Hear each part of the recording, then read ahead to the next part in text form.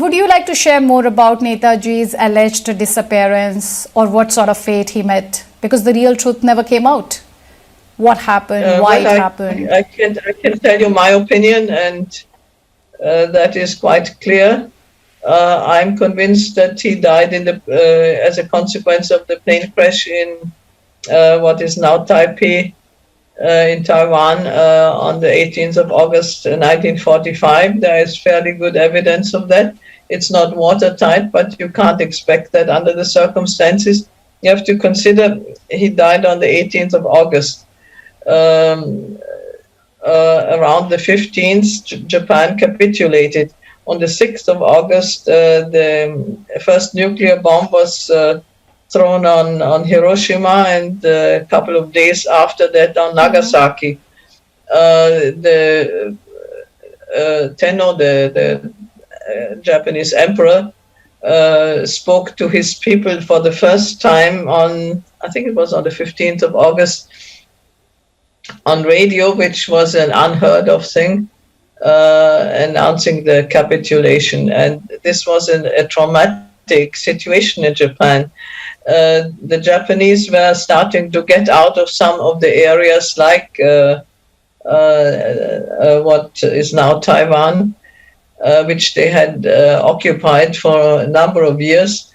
And so everything was in upheaval at the time. And at a time like that, you don't sort of pay attention to documenting everything and providing evidence for the future. You just have other things to worry about. And so I think some people make a big issue about minor discrepancies, but if you look at all the alternative stories, the events around that are reasonably well documented. For one thing, there were a number of eyewitnesses. Of course, most of them have passed away, or all of them, so this is a rather well-documented story. Of course, many of these things were kept under, were